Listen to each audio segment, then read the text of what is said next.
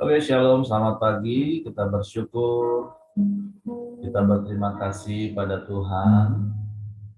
Pagi hari ini kita boleh ada, bagaimana kita ada, semua karena kasih setia Tuhan.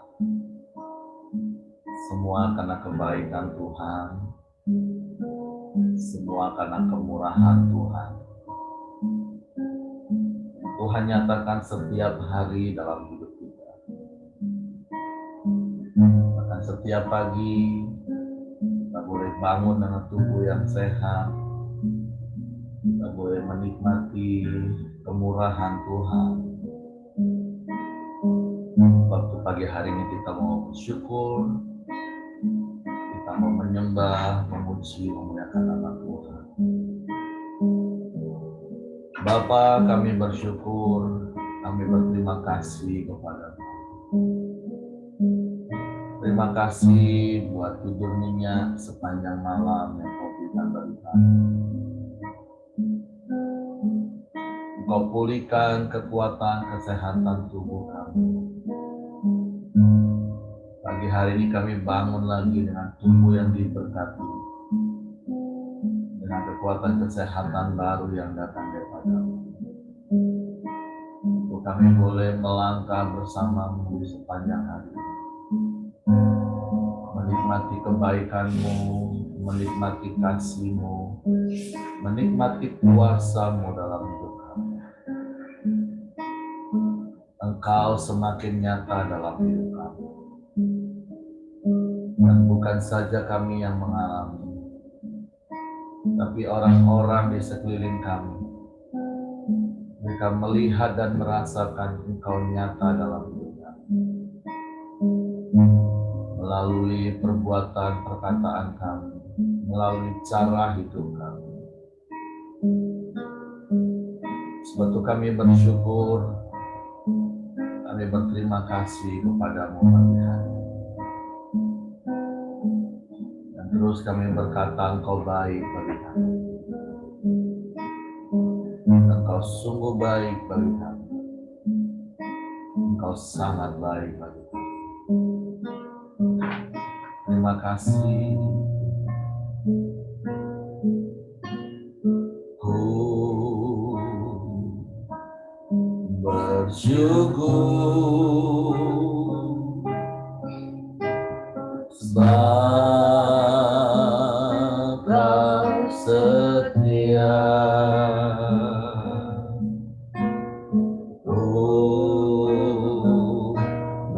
Memuji-Mu karena Kau sangat baik. Mulialah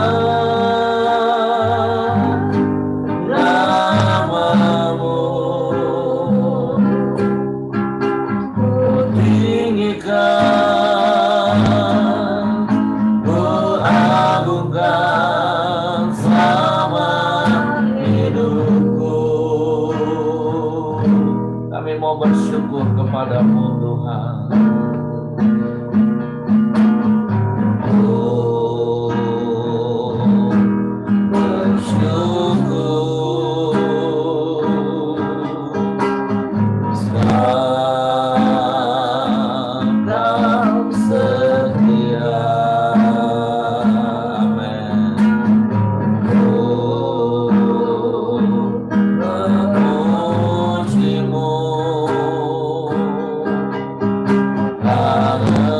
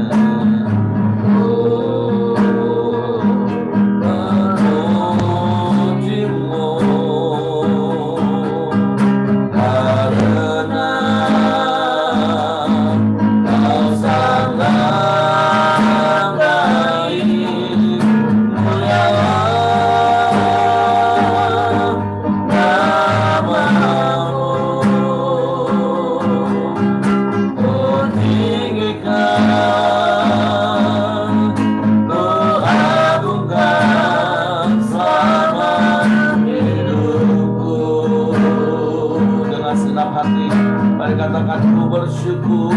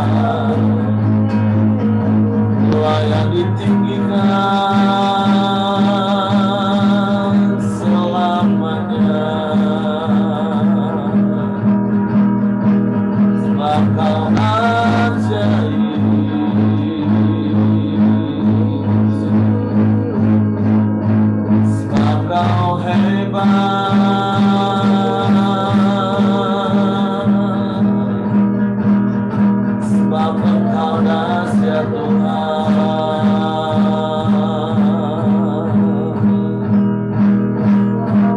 Tiada yang seperti-Mu,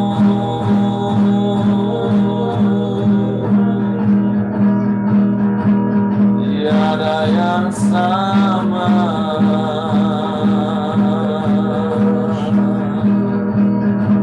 Sebab Engkau satu-satunya dan tidak ada yang lain, tidak ada yang sama seperti-Mu. Engkau Bapa yang setia,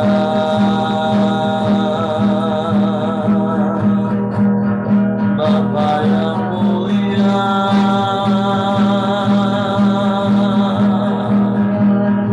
dulu, sekarang, bahkan sampai selama-lamanya. Engkau tetap Allah, Engkau tetap Tuhan. Tiada yang seperti-Mu,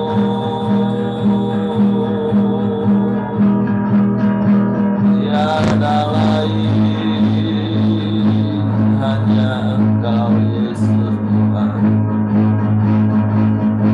Haleluya,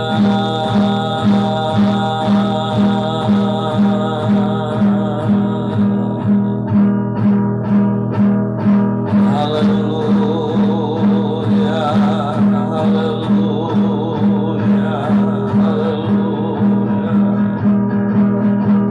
Kami sembah Engkau Yesus Tuhan.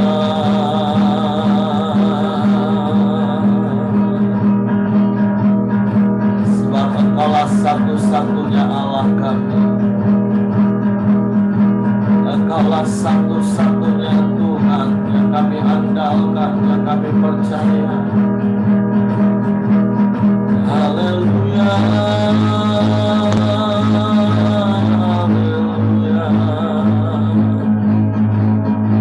Kami puji, kami sembah, kami tinggikan nama-Mu.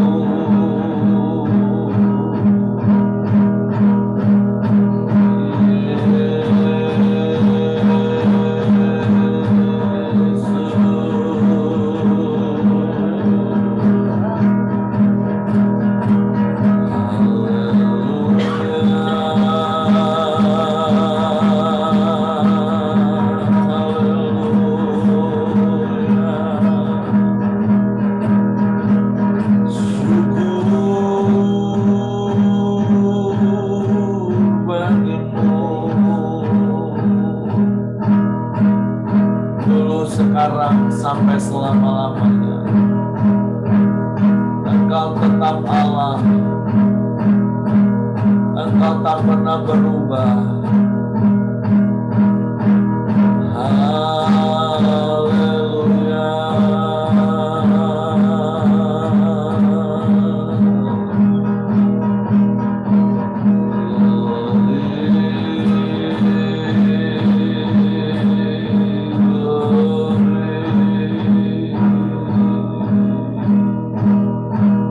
terima kasih, terima kasih.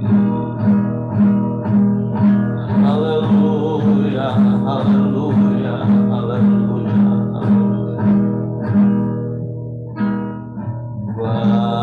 Bapa,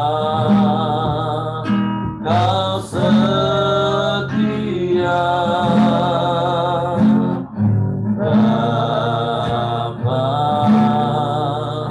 Kau mulia. Benar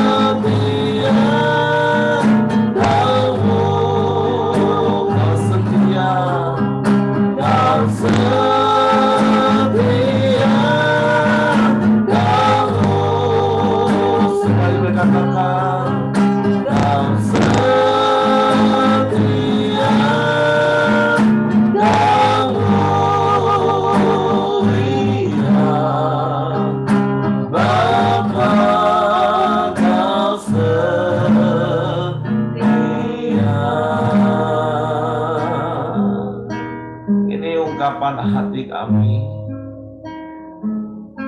bahwa sungguh Engkau Bapa yang setia, Engkau Bapa yang mulia, Engkau Bapa yang memelihara hidup kami sedemikian rupa. Engkau tunjukkan kasih setiamu di sepanjang umur hidup kami. Sedetik pun Engkau tidak pernah meninggalkan dan membiarkan kami. Dan Engkau tidak pernah berubah dulu, sekarang, bahkan sampai selama-lamanya. Engkau tetap setia, dan kesetiaan-Mu teruji. Engkau menggenapi semua janji-janji firman-Mu. Engkau jagai kami seperti biji mata-Mu. Engkau lindungi kami, Engkau sertai kami, bahkan Engkau berkati kami. Sehingga kami tidak hidup berkekurangan, tapi kami hidup berkelimpahan. Nah, kami tahu hidup dalam kelimpahan bukan bicara tentang berapa banyak uang yang kami punya, tapi berapa banyak yang bisa kami beri bagi sesama kami. Kami bersyukur, kami berterima kasih, karena Kau berkati kami supaya kami jadi berkat bagi orang lain. Mulai dari waktu kami, perkataan kami, bahkan apapun yang bisa kami beri. Nah, kami juga percaya bahwa segala sesuatu yang ada pada kami, itu semua daripada-Mu, oleh-Mu dan kepada-Mu. Bagi-Mu-lah kemuliaan sampai selama-lamanya. Biarlah kami terus menyadari kebenaran ini, sehingga kami hidup dengan bertanggung jawab kepada-Mu. Karena hidup kami bukan milik kami sendiri, tapi hidup kami adalah untuk menggenapi seluruh kehendak-Mu. Sebab itu jadilah kehendak-Mu dalam hidup kami, supaya Engkau dipermuliakan dalam hidup kami. Bapak, terima kasih buat pagi hari ini kami boleh bersekutu lagi bersama-sama di dalam nama-Mu. Engkau hadir dimanapun kami ada hari ini. Dan kehadiran-Mu mendatangkan damai, sejahtera, dan sukacita berlimpah dalam hidup. Kami bersyukur, kami berterima kasih kepada-Mu. Engkau baik, Engkau sungguh baik, Engkau sangat baik, Engkau selalu baik. Kami bersyukur pagi hari ini buat hari baru yang Kau jadikan bagi kami. Sebentar kami mau dengar lagi firman-Mu, dan kemudian kami mau renungkan siang dan malam, dan kami lakukan, bahkan kami bagikan firman-Mu. Sebab itu Roh Kudus tolong kami untuk mengerti dan memahami firman-Mu, sehingga kami percaya firman-Mu dan kami melakukan firman-Mu. Di dalam nama Yesus Tuhan kami bersyukur, kami sambut firman. Haleluya, haleluya, haleluya. Amin. Oke, silakan Ibu Ros. Ya, Shalom, selamat pagi. Shalom. Firman Tuhan kita hari ini dari Matius 26 39 sampai 42. Saya 39 bacakan. dan 42. Ya, sampai atau Dan. dan 39 dan 42. Bunyinya begini. Maka ia maju sedikit, lalu sujud dan berdoa. Katanya, ya Bapakku, jikalau sekiranya mungkin, biarlah cawan ini lalu daripadaku. Tetapi janganlah seperti yang ku kehendaki, melainkan seperti yang engkau kehendaki. Dan ayat yang 42. Lalu ia pergi untuk kedua kalinya dan berdoa. Katanya, ya Bapakku, jikalau cawan ini tidak mungkin lalu, kecuali apabila aku meminumnya, jadilah kehendakmu. Jadi ini doa yang Tuhan Yesus naikkan saat Tuhan mau menghadapi kematiannya. Jadi Tuhan berdoa sampai 3 kali, bunyinya seperti ini. Dan itu suatu pergumulan yang sangat luar biasa ya. Saya bayangin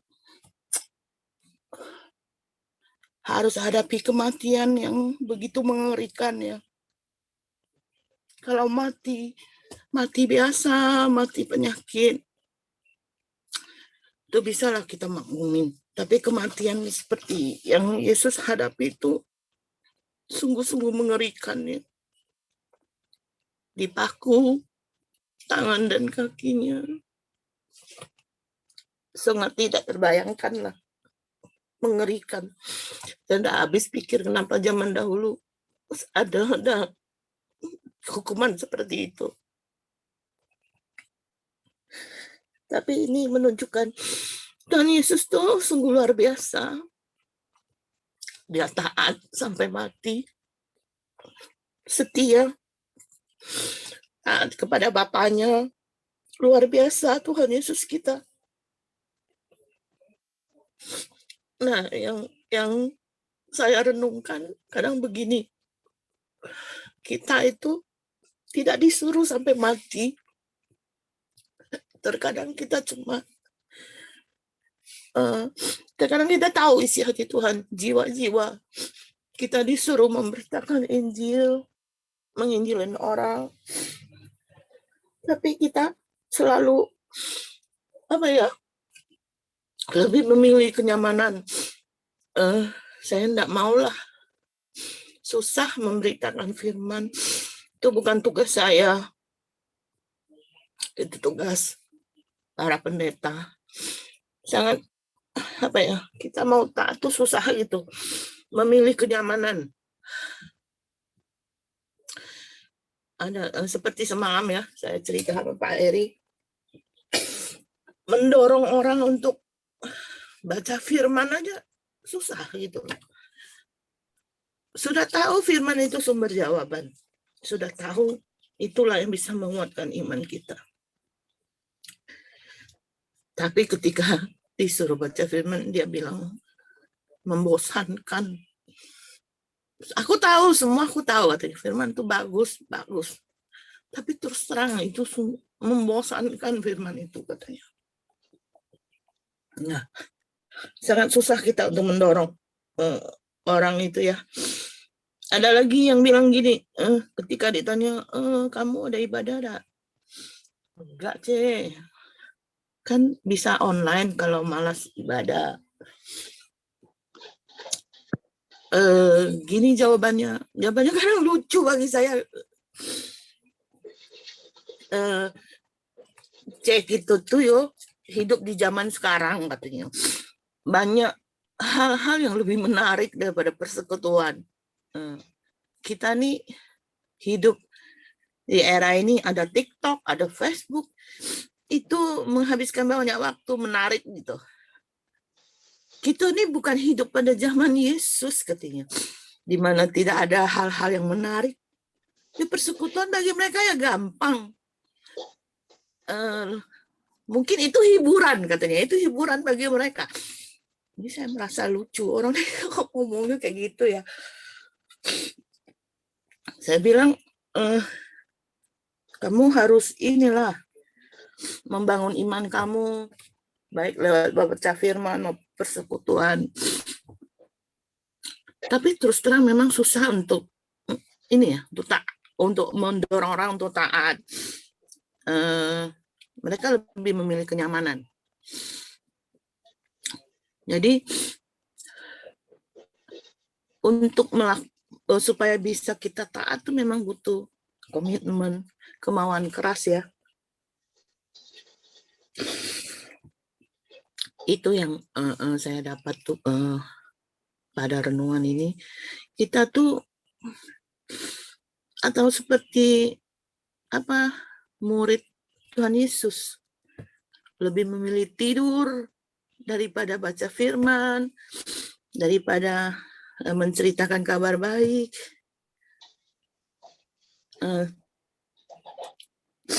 Terus saya pikir juga gini, kadang kita tuh ya bisa ngomong mati gampang.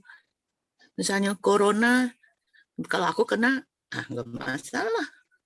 Aku sudah tahu Tuhan Yesus selamatkan aku. Aku sudah tahu, aku pasti hidup bersama Yesus. Tapi kalau kenyataannya di depan mata gitu, seperti Petrus, dia bilang dia mau mati sama Yesus. Tapi dia lari, dia nyangkal Tuhan 3 kali.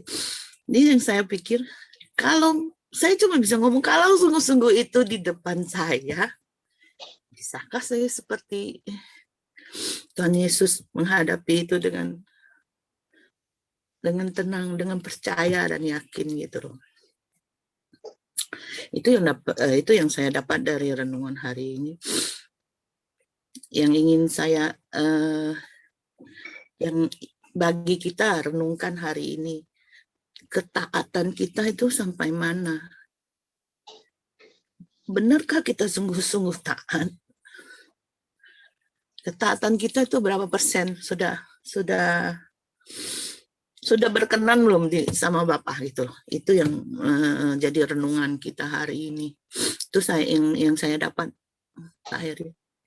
Saya kembalikan sama Pak Heri. Oke, terima kasih Ibu Ros. Sebuah pertanyaan di akhir renungan yang disampaikan. Maka kita bisa taat sampai mati. Seperti Wahyu, kan hendaklah engkau setia taat sampai mati. Dan hari-hari ini ya memang sekali lagi kita sudah belajar beberapa minggu ini akan ada begitu banyak penyesatan. Dan sekali lagi bicara tentang penyesatan itu sepertinya bukan membuat kita langsung putar balik 180 derajat tinggalkan Yesus, enggak. Di ayat di dalam 2 Timotius pasal 3 ayat yang kelima saya katakan secara lahiriah mereka itu masih jadi orang Kristen, ngaku orang Kristen. Tapi realitanya ya seperti Ibu Ros bilang tadi, mereka bisa tersesat dengan kalimat-kalimat yang mereka anggap enteng ya. Mereka ngomong, oh ini bukan zaman Yesus. Sekarang banyak tawaran-tawaran, hiburan-hiburan yang lebih. Makanya 2 hari ini, bahkan mulai hari Senin sih, baik di Kompas, di Komsel Sabar, di Komsel Sukacita, khususnya seperti apa yang Ibu Ros tadi katakan. Kenapa sih ada begitu banyak orang Kristen? Bahkan mungkin kalau di survei itu mungkin nggak sampai 30%, bahkan nggak sampai 20% orang Kristen yang melakukan saat teduh, ya seperti apa yang kita lakukan pagi hari ini. Setiap pagi membangun sebuah gaya hidup, datang menyembah Tuhan, baca firman, terus renungkan firman sepanjang hari. Padahal balik-balik yang untung nanti kan kita. Nah, kalau kita nggak benar-benar hidup di dalam saat teduh, melakukan 4M, Bagaimana mungkin kita bisa bertahan sampai akhir? Makanya seperti hari Senin dan Selasa, Rabu semalam saya sampaikan, sebenarnya sekali lagi kenapa sih banyak orang Kristen nggak mau lakukan hal itu? Seperti saya katakan di Pelita khususnya 3 tahun terakhir ini ada banyak perubahan yang saya lakukan khususnya untuk saat teduh. Karena bagi saya seperti yang berkali-kali saya katakan, inti dan eh, ujung-ujungnya khotbah saya itu cuma satu, 4M, mendorong jemaat melakukan 4M. Mulai dari warta yang dengan biaya cetak yang mahal dirubah ke PDF. Dari PDF akhirnya 1 tahun terakhir ini kita dengan video yang singkat 2 menit, maksimal 3 menit, kadang cuma 1,5 menit. Nah, kalau sampai itu pun kita nggak dengar firman, nggak renungkan firman, waduh, memang udah kelewatan sih. Seperti Ibu Rosa dikatakan, 1 hari ini kita bisa dapat video banyak, video TikTok, dan kita bisa berulang-ulang, lihat, dengerin, bahkan kita bisa bagiin ke orang lain. Bagaimana dengan video renungan harian kita? Apakah kita juga dengerin, terus kita renungkan, dan ketika kita diberkati, kita dikuatkan, terus kita bagikan kepada orang-orang lain. Atau ya karena kita anggap sambil lalu nggak penting, ya sudahlah. Yang penting aku dapat, aku lihat sebentar, ya sudahlah. Seperti itu. Nah, makanya saya memberikan perbandingan kemarin. Nah, seandainya kita juga tidak menganggap kerja kita, usaha kita, toko kita, bengkel kita nggak anggap penting, maka tentu kita juga mungkin akan bolong-bolong ngurusinnya. Kerja kan bolong-bolong. Dan saya tanya kepada semua orang, kalau seandainya minggu ini 2 hari saja kita masuk toko, atau kita kerja, atau buka usaha kita, terus hari kita tinggalin, pergi mancing, ngurus burung, udah nggak usah dipeduliin, nggak usah ditanyain, karyawan masuk atau nggak usah dipeduliin. Nanti minggu depan kayak gitu lagi, 1 hari masuk, 5 harinya pergi liburan. Saya tanya, kira-kira usaha itu, toko itu berapa lama bertahan? Sebulan, 2 bulan, 3 bulan, setahun, bangkrut usaha itu udah pasti. Tapi kenapa orang bisa setiap hari dari pagi sampai malam gila-gilaan kerja? Kenapa? Karena itu dianggap sangat penting bagi hidupnya. Terus dia punya target yang mau dicapai. Nah, pertanyaannya apakah firman menjadi sangat penting dalam hidup kita? Masalahnya kalau usaha kita, toko kita bangkrut itu ya hanya berdampak untuk daging kita. Tapi kalau sampai rohani kita bangkrut, itu kebinasaan ujungnya. Makanya kembali kepada ayat firman Tuhan pagi hari ini, saya pernah khotbahkan ayat-ayat ini di Paskah yang lalu, ketika saya persiapkan dan saya tanya sama Tuhan, Tuhan, Yesus, sebenarnya apa sih yang membuat engkau benar-benar depresi waktu itu, takutan waktu itu, ya mungkin seperti Ibu Ros tadi gambarkan, cara kematian yang mengerikan. Nah, itu memang menakutkan. Tapi waktu saya berdoa, saya tanya Yesus, sebenarnya apa sih yang paling engkau takutkan ketika engkau di Taman Getsemani sampai 3 kali engkau berdoa. Dan kalau kita baca dari firman Tuhan itu berarti setiap kali berdoa itu lebih kurang 1 jam. Mulai dari tengah malam sampai pagi akhirnya Yesus ditangkap. Itu bergumul dan doanya itu saja. Bapa, sekiranya mungkin cawan ini lalu daripadaku, tapi kalau nggak bisa juga ya sudah, aku harus minum, aku harus minum. Sampai 3 kali, bayangin 3 kali 1 jam. Makanya murid-muridnya KO, tidur. Nah, katakan, aku bukan takut mati. Enggak. Karena sampai 4 kali kan Yesus sudah sampaikan kepada murid-muridnya bahwa dia akan menderita, dia akan mati, di Yerusalem dia akan ditangkap dan akan disalibkan, tapi pada hari yang ketiga dia akan bangkit. Ya, kalau hanya bicara tentang penderitaan, bicara tentang kematian, Yesus nggak takut, dia bilang. Tapi ketakutan yang terbesar yang membuat Yesus depresi waktu itu adalah yang firman Tuhan katakan sampai peluhnya itu menjadi titik-titik darah. Itu terpisah dari Bapa. Itu ketakutan Yesus terbesar. Nah, makanya waktu di kayu salib, Yesus berseru, Eloi, Eloi, lama sabatani, Allahku, Allahku, mengapa engkau meninggalkan aku? Karena sesungguhnya Bapak Ibu, keadaan yang paling buruk bagi kita, itu kalau kita terpisah dari Allah. Tapi itu tadilah, dengan entengnya orang bisa ngomong, ini bukan zaman Yesus. Ada begitu banyak tawaran. Mereka pikir yang penting mereka jadi orang Kristen selama di dunia. Maaf, di dunia ini kita hanya sementara Bapak Ibu.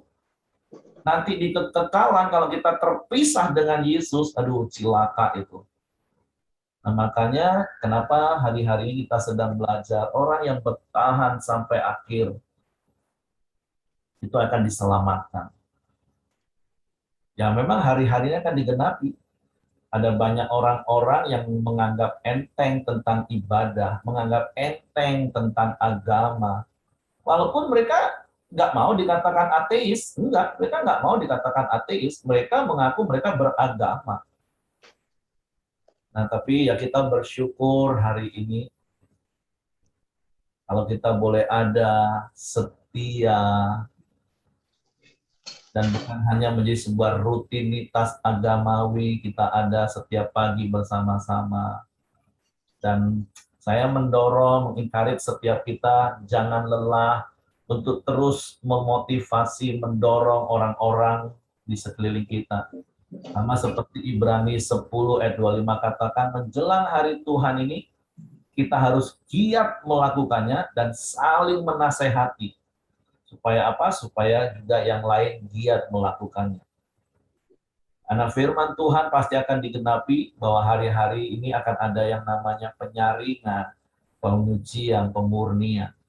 Dan seperti beberapa hari ini kita belajar, kalau kita percaya bahwa Yesus itu pasti datang, maka itulah yang akan membuat kita membuat keputusan menjadi hamba yang setia dan baik. Kita akan tetap berjaga-jaga dan waspada seperti 5 darah yang bijaksana. Dan kita akan menjadi orang yang murah hati, seperti beberapa hari yang lalu kita belajar. Jadi melalui firman Tuhan pagi hari ini seperti yang Ibu Ros tadi katakan, memang gak gampang untuk menjadi taat. Tapi Yesus sudah menjadi teladan hidup bagi kita. Bagaimana dia taat. Yesus sedang mengalami masa-masa yang sukar. Dan berkali-kali saya sampaikan di khotbah saya, masa yang sukar itu bukan keadaan yang sulit. Sakit, nggak punya uang, atau keadaan yang sedang terjadi hari-hari ini. Itu bukan masa yang sukar bagi saya. Karena toh kita percaya seperti Paulus berkata, kita juga bisa berkata dengan iman, segala perkara dapat aku tanggung di dalam Yesus Tuhan yang memberikan kekuatan. Kita bisa menanggung kok semua penderitaan. Karena Yesus firman Tuhan juga katakan di 1 Korintus, bahwa pencobaan-pencobaan yang kita alami itu nggak bakalan melebihi kekuatan kita. Dan kita bisa menanggungnya dan ada jalan keluar. Tapi sekali lagi masa yang paling sukar dalam hidup kita itu adalah ketika kita diperhadapkan pada pilihan yang harus kita buat keputusannya. Mau taat atau enggak. Mau mengikuti keinginan daging atau keinginan roh. Karena Paulus di dalam suratnya kepada jemaat Galatia katakan keinginan daging dan keinginan roh itu akan selalu bertentangan. Makanya di Galatia 5 ayat 18 Yesus katakan hendaklah kamu memberi dirimu dipimpin oleh roh. Jadi balik-balik kitanya yang harus memberi diri dipimpin oleh roh. Makanya seperti Ibu Ros tadi katakan, yuk kita tetap tinggal dalam Tuhan, kita tetap tinggal dalam komunitas. Kalau lagi kondisi aman, kita mungkin bisa ngomong seperti Petrus, aku akan siap mati untukmu. Ini baru kena sakit sedikit aja udah mulai mempertanyakan mana sih Tuhan. Baru punya masalah, baru tanya, mana Tuhan? Nah, nggak masalah. Itu manusiawi. Tapi jangan ikutin ego kedagingan manusiawi kita. Makanya itu butuh yang namanya komunitas, ada yang mengingatkan. Bahkan berkali-kali saya katakan, kalau, seandainya, saya sih berdoa, saya berpegang prinsip pada firman Tuhan, berpegang teguh pada prinsip yang saya bangun, saya akan melakukan apa yang saya ajarkan kepada orang. Tapi kalaupun seandainya, satu saat Bapak Ibu melihat saya lemah, bahkan terjatuh, hari itu saya butuh tepukan, butuh penghiburan, butuh kekuatan, butuh nasihat, bukan penghakiman. Kenapa? Supaya kita bisa berjalan sama-sama sampai akhir. Karena seperti ada statement katakan, kalau mau berjalan cepat, jalan sendiri. Seakan-akan kau kuat, kalau jalanlah lari. Tapi kalau kau mau berjalan jauh, harus berjalan bersama-sama. Nah, jadi pagi hari ini sekali lagi terima kasih untuk Ibu Ros sudah mengingatkan kita dengan sebuah pertanyaan di akhir sharing tadi. Bisa nggak kita taat sampai mati? Jadi sekali lagi ingat bahwa ketakutan terbesar Yesus itu sebenarnya bukan hanya soal penderitaan dan matinya. Dia siap banget hal itu. Karena dia tahu dia datang ke dalam dunia, itulah tugasnya, itulah kehendak Bapa. Tapi kalau terpisah dengan Bapa, nah itu yang menjadi sesuatu hal yang sangat berat.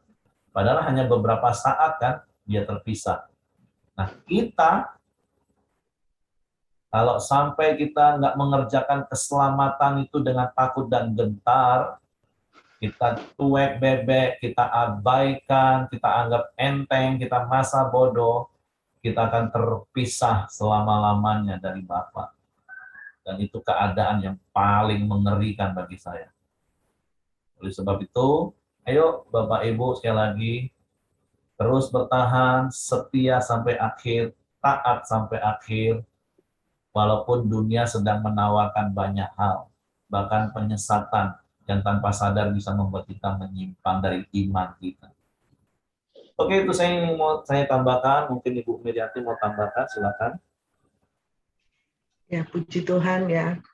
Memang ketaatan itu membuahkan hasil ya.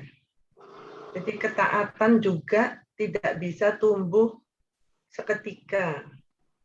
Saya ingat dulu, pertama saya dibaptis itu memang umurnya 17.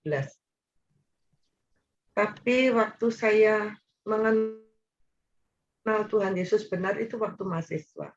Nah, di sana itu diajarkan setiap pagi berdoa, baca firman Tuhan, luangkan waktu 1 jam. Karena ternyata Tuhan Yesus yang mengatakan kan, tidakkah kamu dapat berdoa bersamaku 1 jam saja? Nah, itu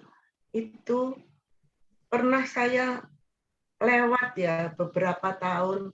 Wah, lama juga. Karena bekerja, sibuk. Ya. Nah, saya bersyukur ya. Terakhir-akhir saya masuk Koram Deo ini, saya sangat bersyukur. Ini suatu sarana kita dapat berkumpul bersama-sama berdoa walaupun berjauhan. Nah, waktu ini harus kita manfaatkan sungguh-sungguh. Saya pribadi sih memanfaatkan sungguh-sungguh karena firman Tuhan saya perlukan untuk setiap hari dalam hidup saya. Tadi malam saya dan suami saya berdoa untuk anak, ya. Saya serahkan kepada Tuhan karena memang kita tidak tahu apa yang terjadi. Tidak semua dokter itu teliti. Kita juga harus mendoakan mereka.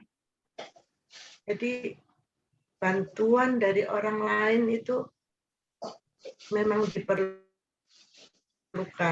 Saya sebisa-bisa mungkin karena saya ahlinya di bidang laboratorium, saya memberi masukan. Ternyata memang ada yang terlewat. Itu pengalaman saya. Pengalaman waktu anak saya yang pertama kan. Jadi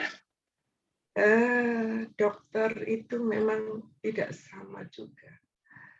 Sama seperti kita mau taat, kita mau minta tuntunan Tuhan, apa kita mau jalannya kita sendiri.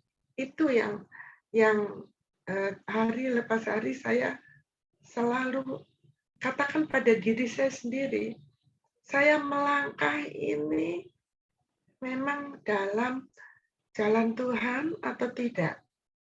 Nah, itu hari lepas hari, bahkan kalau saya membayangkan Tuhan Yesus itu, saya enggak kebayang, luar biasa Tuhan.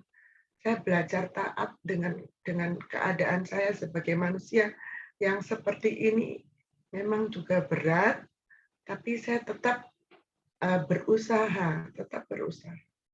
Nah, itu yang saya dapat hari ini tentang ketaatan, Pak. Oke. Kita semua diberkati Tuhan. Amin. Jadi kalau orang tanya kan gini, gimana ya caranya supaya bisa taat, Pak ya? Nggak ada cara lain, Bapak Ibu, 4M. Maksudnya seperti ini, kan Tuhan itu memberikan kita ini frontal cortex. Seperti yang saya katakan berulang-ulang kali, itu fungsinya untuk melakukan 5 hal. Apa yang kita lihat, apa yang kita dengar, apa yang kita alami, itu akan diolah di frontal cortex kita. Akan dianalisa, diobservasi, dievaluasi, terus sampai membuat sebuah pilihan dan keputusan. Dibuat keputusan inilah yang menentukan kita ini taat pada firman atau taat kepada daging. Nah, makanya kenapa harus ganglia basal kita, hati kita, itu terus diisi dengan firman. Bukan pada waktu kita ngalami masalah baru mau coba isi firman. Nggak bakalan, Bapak Ibu. Itu udah terlambat banget. Jadi isi firman dalam hati kita itu setiap hari. Sehingga nanti waktu menghadapi sebuah pilihan yang harus kita buat keputusan, maka apa yang ada di dalam hati kita yang akan direspon otomatis, itu akan menolong kita, sangat menolong kita untuk membuat keputusan tetap taat. Nah, maksudnya banyak orang kan nggak waktu punya masalah baru berusaha untuk taat, baru berusaha untuk mencari firman. Tapi ketika dinasehati firman, ya ujungnya dia nggak lakukan firman. Dia tetap akan lakukan egonya. Seperti yang berkali-kali juga saya katakan. Bahkan ada orang dulu berpikir, oh kalau mau nasehati orang yang punya masalah itu, lebih bagus orang yang memang pernah mengalami masalah yang mirip-mirip, yang sama. Supaya orang itu nggak bisa bantah. Ternyata enggak tuh. Kalau memang dasarnya hatinya nggak dipenuhi dengan firman, hatinya hanya diisi dengan nasihat fasik, ya otomatis tetap itu respon otomatis yang nggak akan taat. Makanya ketaatan itu seperti Bu Miriam katakan, itu harus dibangun. Nah, gimana caranya membangun sebuah ketaatan? Nggak ada cara lain, Bapak Ibu. 4M. Jadi kita bisa tahu lah berapa persen nanti kira-kira orang Kristen yang akan hidup dalam kekekalan bersama dengan Tuhan. Kalau hari-hari ini kekristenannya hanya sekadar beragama. Apalagi seperti yang Ibu Ros tadi ceritakan lagi, waduh, memang hari-harinya akan ada penyimpangan, penyesatan. Dan saya katakan penyimpangan itu bukan putar 180 derajat, 1 mili aja geser. Nganggap ibadah udah nggak penting lagi, nganggap baca firman, kita kan nggak hidup di zaman Yesus. Dikit aja nyimpangnya Bapak Ibu. Tapi ya sekali lagi yuk kita yang ada pagi hari ini, yuk bangun gaya hidup jemaat mula-mula itu. Cuma 2 kok Bapak Ibu, bertekun dalam firman dan bertekun dalam persekutuan. Dan dampaknya itu adalah orang-orang akan melihat benar-benar kasih dan kuasa Tuhan dalam hidup kita. Melalui perkataan kita, melalui perbuatan kita. Dan ujung-ujungnya seperti di Komsel Sukacita semalam saya katakan gini, ya memang kita bangun hubungan, bagi hidup, sampai mereka benar-benar mengalami kasih Tuhan. Tapi ujung pentingnya kita harus beritakan bahwa Yesus sudah mati bagi mereka, menebus hidup mereka, Mereka harus percaya kepada Yesus, jadikan Yesus satu-satunya Tuhan dan Juru Selamat dalam hidup mereka, supaya mereka punyai anugerah hidup kekal. Itu ujung-ujungnya harus disampaikan Bapak Ibu. Dan sekali lagi seperti Ibu Ros bilang tadi, katakan, itu bukan cuma tugas pendeta, itu tugas setiap kita. Jangan sampai nanti kita menghadap Tuhan dengan tangan yang hampa, tapi biarlah kita datang dengan mempersembahkan jiwa-jiwa. Masih ada waktu Bapak Ibu, masih ada waktu. Semalam saya juga katakan, kalau kita lihat peta zaman, hari pencurahan Roh Kudus itu kan tahun 29 harusnya. Tapi karena ada pergeseran 4 tahun, waktu kelahiran Yesus dijadikan tahun 0, berarti jadi tahun 33. Sebenarnya sih baru tahun 29, karena ada pergeseran 4 tahun. Ya berarti anggaplah tahun 2029, itu 2000 peta zaman. Tapi saya nggak mengatakan tahun 2029 Yesus datang, enggak Bapak Ibu. Yang saya mau katakan, Yesus pasti datang dan nggak lama lagi. Bertahan sedikit waktu lagi. 9 tahun, 10 tahun itu waktu yang nggak lama Bapak Ibu. Percaya saya, kita sudah lewati hari-hari ini begitu cepat. Tiba-tiba saja anak kita sudah kuliah, kerja. Tiba-tiba saja anak kita sebentar mau nikah. Tiba-tiba saja kita sudah naik pangkat jadi kakek nenek. Bertahan, sedikit lagi bertahan. Tetap taat, tetap setia. Dan satu-satunya cara yang bisa membuat kita bertahan sampai akhir, 4M. Dan kita bersyukur ada wadah Koram Deo ini membantu kita 1 jam di setiap pagi di awal hidup kita untuk bersekutu, menyembah Tuhan, baca firman. Oke, saya serahkan kepada Hengki. Oke, terima kasih. Mari kita bersatu hati, kita masuk dalam doa kita. Bapa yang baik, kami sangat bersyukur kepadamu ya Tuhan, di pagi hari ini setiap kami bisa datang menyembah, memuji, dan memuliakan namamu ya Tuhan. Tuhan, terima kasih buat setiap kebenaran firman yang kami terima di pagi hari ini ya Tuhan. Biarlah kami mau terus setia Tuhan, kami mau terus taat Tuhan, kami mau Tuhan terus hidup di dalam segala kebenaran-Mu ya Bapa. Kami tahu Tuhan segala sesuatu yang kami lakukan itu adalah suatu proses dalam hidup kami Tuhan. Terus membawa kami setia sampai akhir ya Bapa. Bapa, terus Tuhan ingatkan kami bahwa kami harus terus merenungkan firman-Mu, hidup di dalam hadirat-Mu ya Bapa. Dan juga terus mengabarkan kabar besar kepada orang lain ya Tuhan, bahwa Engkaulah satu-satunya juru selamat di dalam hidup setiap kita ya Bapa. Terima kasih ya Tuhan Yesus, kami bersyukur buat pagi hari ini, di mana kami juga akan berdoa buat Bank Sakti ya Bapa, di mana ada penyumbatan dan penyempitan pembuluh darah ya Tuhan di jantung ya Bapa. Biarlah kuasa kesembuhan, biarlah mukjizat-Mu terjadi kepada Bank Sakti ya Tuhan. Tuhan pakai dokter untuk mengobati jantungnya melalui bypass ya Bapa. Tuhan, terima kasih, kami serahkan Bank Sakti ke bawah tangan kuasa-Mu ya Bapa. Kami juga terus bersyukur kepada Lala ya Tuhan. Kami percaya hari demi hari Lala akan semakin baik ya Tuhan. Dan kami percaya Tuhan, organ jantungnya akan sembuh di dalam nama Tuhan Yesus ya Bapa. Kami juga berdoa buat mamanya Yani juga Tuhan berkati ya Bapa. Terima kasih, di pagi hari ini kami juga berdoa buat anak dari Ibu Miryanti ya Tuhan, yang bernama Adinda Uli ya Bapa, yang dimana jam 10 pagi ini Tuhan akan operasi sesar ya Bapa untuk kelahiran anaknya ya Tuhan. Biarlah campur tangan Tuhan, biarlah Tuhan pakai dokter ya Tuhan, untuk kelahirannya menjadi lancar dan baik dan aman ya Tuhan. Tuhan, kami juga berdoa buat bayi yang akan lahir ya Bapa. Tuhan berikan kesehatan, kesempurnaan di dalam Engkau ya Tuhan. Terima kasih, kami serahkan Ibu Uli ke bawah tangan kuasa-Mu ya Bapa.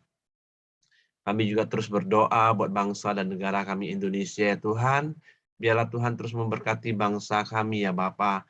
Kami percaya Pengharapan kami hanya kepada Engkau ya Tuhan, buat bangsa kami dari ujung Sumatera sampai ke ujung Papua ya Bapa. Tuhan terus berkati ya Tuhan. Tuhan berikan keamanan, Tuhan berkati setiap tanah-tanah di atas bangsa ini ya Tuhan. Terima kasih, kami juga terus berdoa buat pandemi yang sudah mulai melandai di bangsa kami Indonesia ya Bapa. Biarlah COVID-19 ini Tuhan boleh berkurang hari demi hari ya Bapa. Terima kasih ya Tuhan, kami juga berdoa buat pemimpin bangsa kami, Pak Presiden kami, Pak Joko Widodo Tuhan. Tuhan terus memberkati Presiden kami ya Bapak. Tuhan berikan kesehatan, kekuatan, dan hikmat yang baru ya Bapak. Biarlah roda pemerintahan ini bisa berjalan dengan baik. Tuhan juga berkati para staf menteri, gubernur, wali kota, bahkan bupati juga Tuhan. Biarlah setiap pemerintahan yang ada, mereka bersatu hati menjalankan roda pemerintahan untuk memajukan dan membawa bangsa kami Indonesia hari demi hari lebih baik lagi ya Bapa. Terima kasih Tuhan, kami serahkan bangsa dan negara kami Indonesia ke bawah tangan kuasa-Mu. Mari kita doa Bapa kami. Bapa kami yang di surga, dikuduskanlah nama-Mu. Datanglah kerajaan-Mu di bumi seperti di surga. Berikanlah kami pada hari ini makanan kami yang secukupnya, dan ampuni kami akan kesalahan kami, seperti kami juga mengampuni orang yang bersalah kepada kami. Dan janganlah membawa kami ke dalam pencobaan, tetapi lepaskanlah kami daripada yang jahat. Karena Engkaulah yang punya kerajaan dan kuasa dan kemuliaan sampai selama-lamanya. Amin. Ibu Dr. Mirianti, silakan tutup dalam doa, Bu. Bapak, terima kasih karena Engkau sungguh sangat baik kepada kami. Terima kasih untuk waktu yang Kau berikan, sehingga pagi ini kami boleh datang ke hadirat-Mu, bermohon kepadamu, dan membaca firman-Mu, mengetahui isi hati-Mu, dan melakukan kehendak-Mu dengan pertolongan Roh Kudus-Mu. Terima kasih Bapa, terima kasih, terima kasih. Kalau sebentar kami akan mengakhiri Keremdeo ini, kami melakukan aktivitas kami. Kami meletakkan seluruh keadaan kami ke dalam tangan-Mu ya Bapa. Kami percaya Engkau senantiasa ada bersama kami. Bahkan berkat-Mu melimpah di dalam Bapa Surgawi. Di dalam nama Tuhan Yesus Kristus ada damai sejahtera dan persekutuan kami dalam pertolongan dan pimpinan Roh Kudus senantiasa ada pada kami sekarang, pada hari ini, bahkan sampai selama-lamanya. Terima kasih Bapa, hanya di dalam berkat Tuhan Yesus Kristus kami menerima dan bersyukur. Haleluya. Amin. Oke, semangat pagi, selamat beraktivitas. Tuhan memberkati.